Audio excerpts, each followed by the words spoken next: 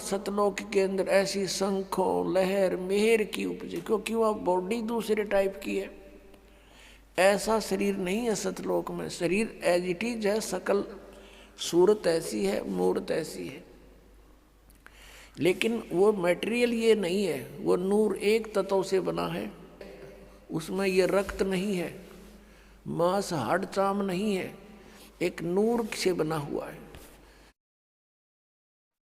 अब ये आध्यात्मिक मार्ग है, ये समझ माना बहुत कठिन हो जाता है कि नूर से कैसे बनता है। अब जैसे ये शरीर 5 तत्वों से बना है, कैसा रूप है इसका? 5 तत्व कौन से हैं? पृथ्वी, आकाश, अग्नि, जल, वायु, ये 5 इसके। इसमें ये 5 कहीं नजर नहीं आ रहे, कहीं नहीं दिखाई देते। ऐसे ही एक नूर से वह हमारे शरीर बनते हैं।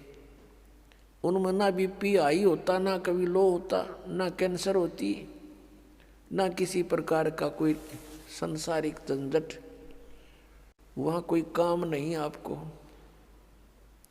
और यहाँ फुर्सत नहीं, यहाँ के देवताओं को भी 1 सेकंड की, सबकी गृहस्थी, सबके साथ यही खाना पीना, पेट भरना और धंधा करना।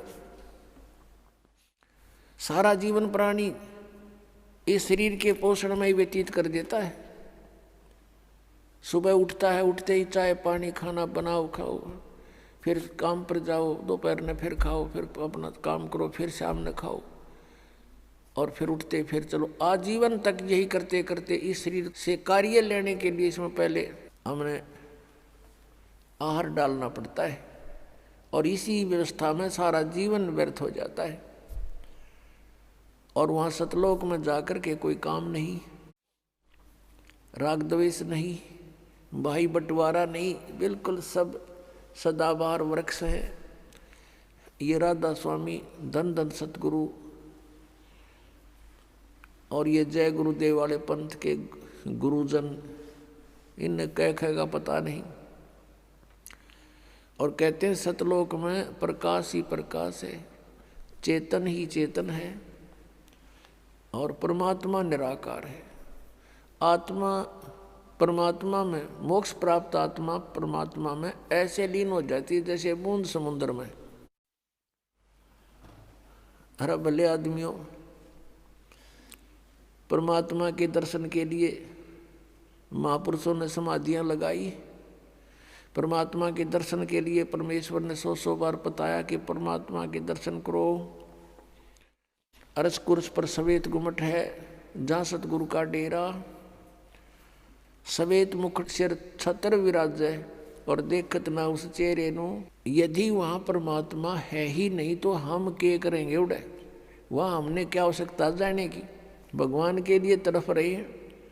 अब कोई कहे कि उस आश्रम में चलो बरवाला में, और फिर कोई कहे गुरु जी तो है नहीं वहाँ पर, निराकार ही निराकार है, फिर टिंडे लेना होगा, यहाँ आदमी क्या करेगा? ऐसा मूर्ख बना रखा हमारे को। परमात्मा के लिए तरफ रहे हैं, उसके दर्शन करेंगे, अपना दुखड़ा रोवाएंगे, सीने से लगाएंगे, और लोग कहते वहाँ है ही नहीं। फिर रुचि भी बनी हुई है इनकी वहाँ जाने की, हद पाट जी कती, कितने श्रद्धालु हैं। दरअसल बात यह है कि ना तो वहाँ जाना किसी ने, क्योंकि साधना जान की नहीं। तो इस प्रकार ये अज्ञान है, और परमात्मा ने जो बताया वो वास्तविक ज्ञान, तत्व ज्ञान है कि वहाँ पर सदाबहार वृक्ष हैं, बहुत सुंदर दूधों के सरोवर भरे हैं। ये जो यहाँ गंगा जल है, आपने देखा होगा गंगा नदी का जल, ये सतलोक से आया हुआ है। अब जैसे यहाँ आकर गिरता है, किसी ने दिखता नहीं, ये कहाँ से आ रहा है? इस पहाड़ से नहीं है, ये ऊपर से परमात्मा की व्यवस्था गुप्त रूप से आके यहाँ प्रकट कर दी जाती है। आजकल तो अंडरस्टूड है, विज्ञान ने बहुत कुछ करके दिखा दिया। आजकल यहाँ से फैक्स कर देते हैं, बीच में कुछ भी नहीं है, और आगे जाके पूरा मैटर सामने होता है, फिल्म भी सामने होती है, आ जाती है। ऐसे ये सतलोक से आई थी। सबसे पहले ये ब्रह्मलोक में गिरी, काल के लोक में।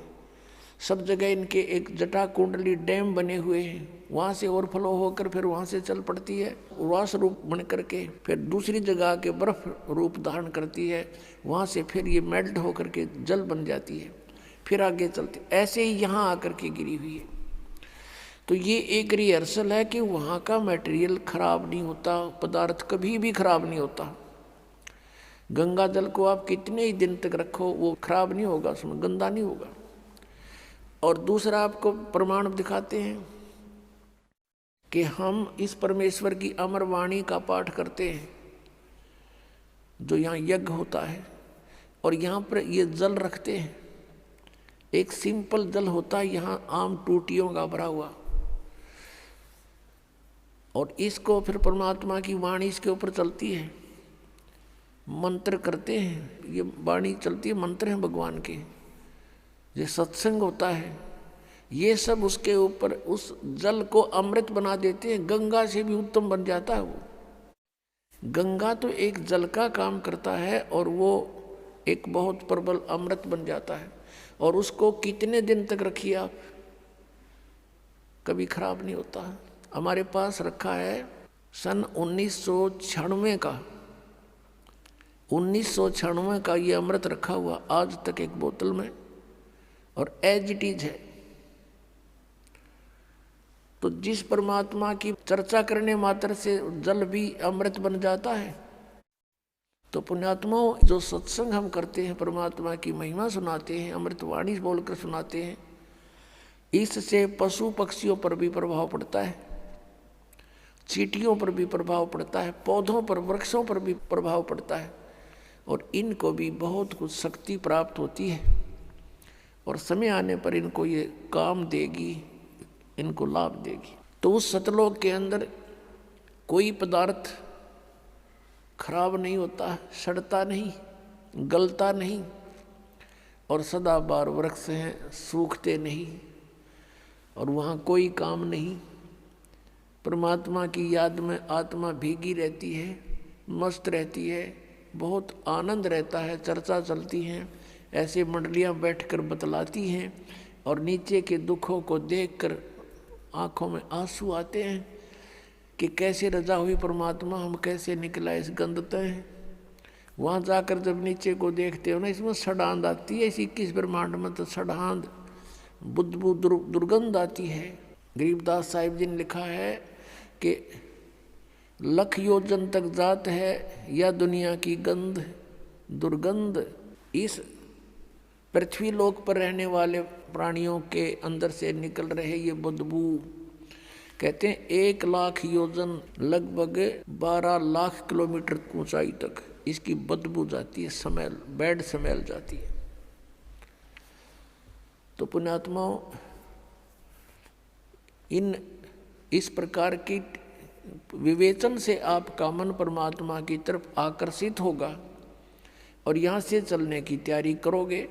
अन्यथा हम इसी व्यवस्था को फाइनल मान चुके हैं, मृत्यु तो होनी ही है, लेकिन मृत्यु से पहले बच्चों का विवाह हो जावे और इनको भी भगवान संतान दे दे, इनका रोजगार ठीक हो जाए, फिर हम बेशक मर जावा। हमने इतना फाइनल कर रखा, बस ये हमारी फाइनल सोच है। अब कारण क्या है कि विकल्प नहीं था हमारे पास कोई भी।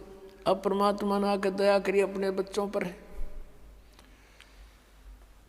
वो खजाना खोल दिया जो 600 वर्ष पहले परमात्मा ने कहा था, धर्मदास मैं आपको ये सारा ज्ञान बताऊंगा, लेकिन इस तत्व ज्ञान को अभी सार्वजनिक मत करना। धर्मदास मेरी लाख दुहाई, ये सार नाम की तबार ना जाई, सार नाम बार जो पढ़ी, बिचली पीढ़ी हंस नहीं तरही। फिर कहा है कि धर्मदास मोरी लाख दुहाई, ये मूल ज्ञान कई बार न जाई, मूल ज्ञान बार जो पढ़ी, बिचली पीढ़ी हंस नहीं तरही। मूल ज्ञान को तब तक छुपाई जब तक ये द्वादश पंथ